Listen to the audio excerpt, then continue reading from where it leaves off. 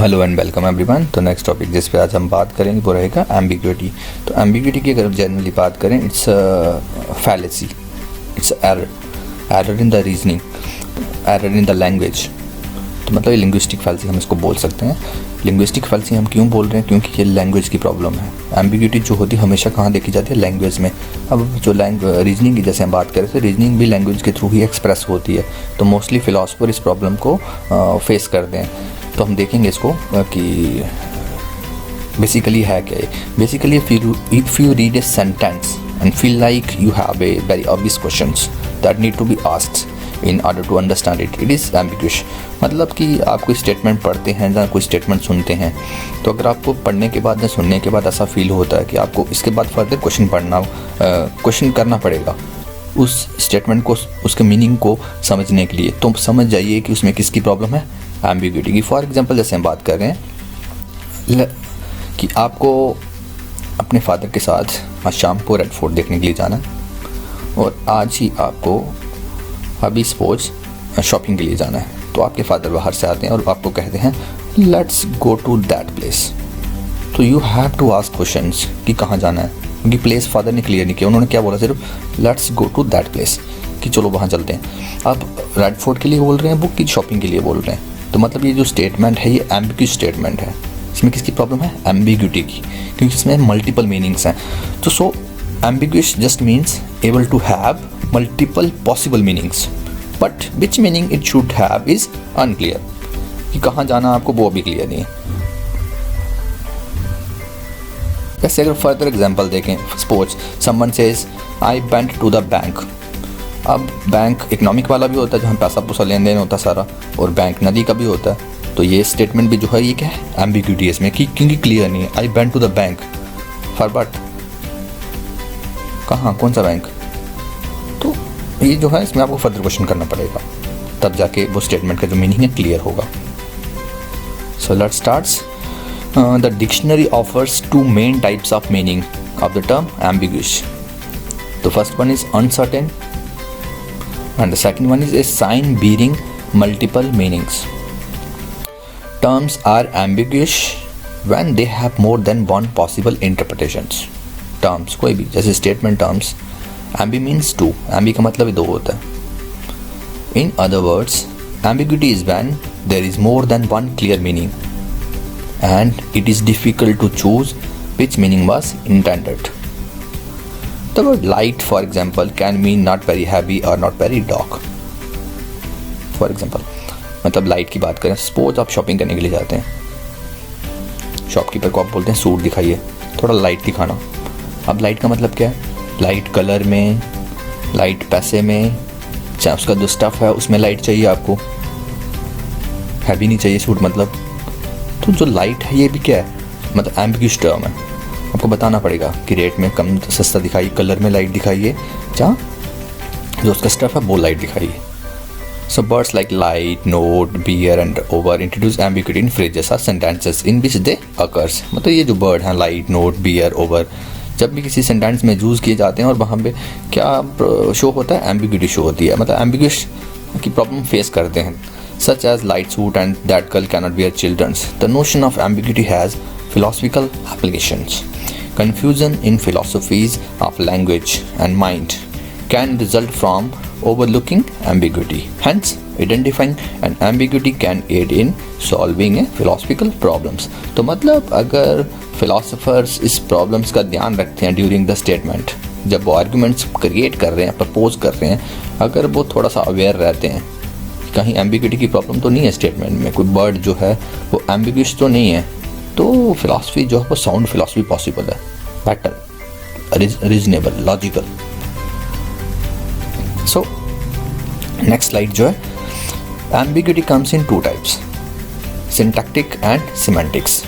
अब जो सिंटैक्टिक है और सिमेंटिक्स है ये दोनों लिंग्विस्टिक ब्रांचेस हैं, लैंग्वेज की ब्रांचेस हैं। मतलब इंग्लिश में सपोज इनको स्टडी किया जाता है लैंग्वेज में। Semantics and syntactic are two very important branches in linguistics, the study of language. The main difference between semantics and syntactic is that while the former is concerned with linguistic meanings, मतलब semantics का जो main role होता है वो होता है linguistic meaning clear करना, और जो लेटर है syntactic is concern with linguistic structures. तो मतलब जो सिंटैक्टिक है ये लैंग्वेज का जो स्ट्रक्चर होता है कि ऑब्जेक्ट कहाँ आएगा, सब्जेक्ट कहाँ आएगा, वर्ब कहाँ आएगी, नाउन प्रोनाउन जो भी होते हैं सारा। जैसे मैं बोल रहा हूँ आई लव डॉग्स, अब जो आई है वो सब्जेक्ट है, जो डॉग है वो ऑब्जेक्ट है, और जो लव है वो क्या है, नाउन भी है वर्ब भी है। तो ये क्या है, इसको स्टडी करता है। Out of the two types of ambiguity, semantic ambiguity is the more common. It occurs when a word can have two possible meanings. For example, suppose a store has a sign that says "Watch repairs here." We could interpret this as this is a store in which we can view someone doing repairs. ठीक है ना, मतलब कोई store है वहाँ पे लिखा हुआ "Watch repairs here." घड़ी यहाँ ठीक होती हैं। तो मतलब इसका ये मतलब भी समझा जा सकता है कि वहाँ पे एक बड़ा सा गोदाम होगा, वहाँ पे हम लोगों को घड़ियाँ करते ठीक देख सकते हैं। और दूसरा ये भी हो सकता है कि घड़ियाँ यहाँ ठीक की जाती हैं। Everyday examples of ambiguous words include noun like suit, verb like draw and run, and adjective like hard. Classification of the context short out semantics ambiguity but not always. और अगर हम सिंटैक्टिक एम्बिग्यूटी की बात करें, is when the sentence structures offer more than one possible meanings. For example, I grabbed the thief wearing my pyjama. मतलब ये जो structure है सेंटेंस का, इसको देखिए अब, क्योंकि सिंटैक्टिक एम्बिग्यूटी का जो मेन जो स्टडी होती है सिंटैक्टिक की, वो होती है लिंग्विस्टिक स्ट्रक्चर करना। मतलब जो स्टेटमेंट का स्ट्रक्चर है, वर्ब कहाँ है, नाउन कहाँ है, प्रोनाउन कहाँ है, ऑब्जेक्ट कहाँ है, उसको। तो I grabbed the thief wearing my pyjama, मतलब मैंने चोर को पकड़ लिया मेरा पजामा डाले हुए।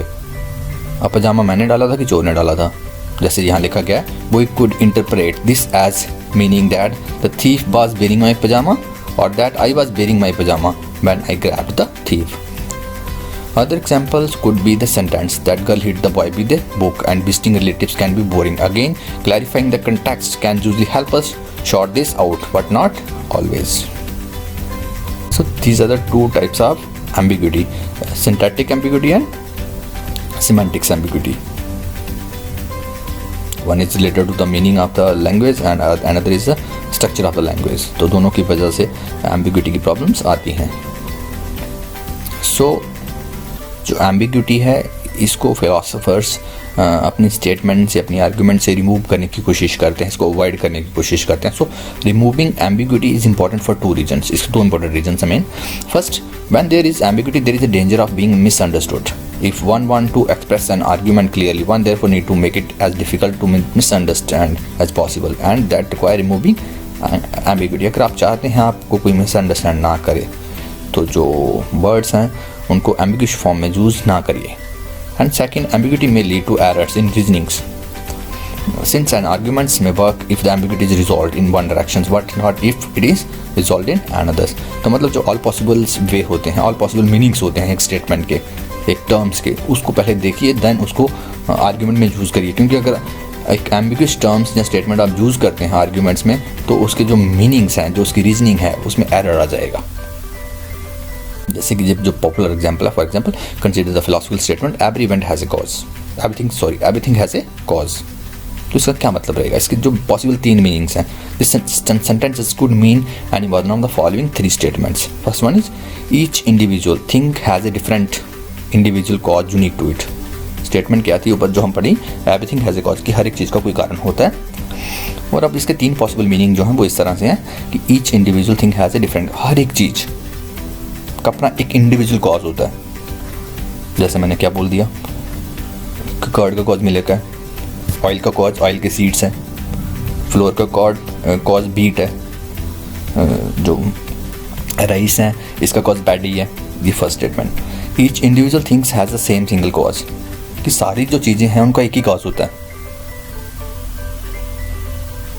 चले जाओ फिजिक्स की लैंग्वेज में, आटम्स बोल दो। अब चाहे आटे की बात कर रहे हो, हम जैसे बात कर रहे थे, चाहे हम मिल्क की बात कर रहे हैं, कर्ड की बात कर रहे हैं, ऑयल की बात कर रहे हैं, तो सर एटॉमिक फॉर्म में अगर मिन्यूट उसको माइक्रोस्कोप में देखा जाए तो वो क्या है? आटम्स। उस एंगल से हो सकता है। और थर्ड जो पॉसिबल मीनिंग है वो है the totality of things has a single cause, कि जो सारी चीज़ें उनका एक ही कॉज है, सब चीज़ों का एक ही कॉज है। तो मतलब तीन मीनिंग्स हैं। अब जब कोई बोल रहा है एवरीथिंग हैज़ ए कॉज, तो इसका कौन सा मीनिंग माना जाए? एक कॉज है, सबका एक कॉज है, हर एक चीज़ का अपना एक एक कॉज है, तो कौन सा रियल माना जाए। So the ambiguity in everything has a cause may be rooted in the various possible meanings of either, जो तो एवरीथिंग हमने यूज किया जहाँ as a cause. Thus, when one understands why the sentence everything has a cause, therefore depend on which one of the meaning you decide to take. तो मतलब किस चीज़ की बात कर रहे हैं आप, वो चीज़ उसको डिसाइड करेगी, फिर जाके आपको मीनिंग क्लियर होगा। Suppose you are talking about the curd, और जितने भी डेयरी के प्रोडक्ट हैं वो सब मिल्क से आते हैं, उनका एक ही कॉज है। बट अगर आप डेयरी प्रोडक्ट्स की बात करें तो आप मिल्क तक लेके जा सकते हैं। बट अगर आप बीच में ऑयल की बात करना शुरू कर देते हैं तो आप शायद उसको एडजस्ट नहीं कर पाए। तो मतलब किस कंटेक्स्ट में हम बात कर रहे हैं वो चीज़ यहाँ पे देखना बहुत ज़रूरी होता है जब आप ये स्टेटमेंट यूज़ करें। For example everything has a cause, तो मतलब डेयरी प्रोडक्ट में अगर आप काज की बात कर रहे हैं तो वही है ना, फिर एक कॉज क्या है, मल्टीपल कॉज हैं, तो वो आपको क्लियर करना पड़ेगा, तब जाके मीनिंग क्लियर होगा। और यूजली जो फिलोसफर्स होते हैं दे आर वेरी मतलब अनफिलोसफिकल सा फील करते हैं जब उनको एम्बिग्यूटी की प्रॉब्लम नज़र आती है, और मोस्टली जो नेचुरल लैंग्वेज है वहाँ है। और फिलोसफर जैसे मतलब हम अगर अब जनरली बात करें, जैसे मतलब जो रिसेंट ट्रेंड है फिलोसफी, एनालिटिक फिलोसफी, अब जो एनालिटिक थिंकर्स हैं उनकी मानो तो वो ये बोल रहे हैं कि जो मैक्सिमम फिलोसफिकल प्रॉब्लम्स हैं वो एक्चुअली फिलोसफिकल प्रॉब्लम्स है ही क्यों, because of the miss appropriate use of the language. कि अगर लैंग्वेज को अप्रोप्रिएट वे में यूज़ किया जाए तो काफ़ी सारी प्रॉब्लम्स खुद ही ख़त्म हो जाएंगी। जैसे मतलब विटगेनस्टाइन की बात करें, उन्होंने तो ये तक बोल भी दिया था कि philosophical problem arises when language goes on holidays. तो मतलब जब आप इनएप्रोप्रिएट यूज़ करते हो टर्म्स का, मीनिंग्स का, स्टेटमेंट्स का, तो तब फिलोसफिकल प्रॉब्लम्स अराइज होती हैं। मतलब फिलोसफर चाहते हैं कि जो कोई एक आइडियल परफेक्ट लैंग्वेज मिले, but ambiguity is a fact of linguistic life. Despite the potentially endless supply of words, many words have double meanings or more, and despite the unlimited number of sentences, many have several meanings, and their ambiguity must be resolved according to the speaker likely intentions. तो मतलब text और context दोनों पे focus करना चाहिए। जब आप एक आर्गुमेंट दे रहे हैं, जहाँ आप किसी के आर्गुमेंट को कंसीडर कर रहे हैं कि वो किस टेक्स्ट को किस कंटेक्स्ट में यूज़ कर रहे हैं, तब भी जो एम्बिग्यूटी की प्रॉब्लम है इसको अवॉइड किया जा सकता है। Thanks for watching.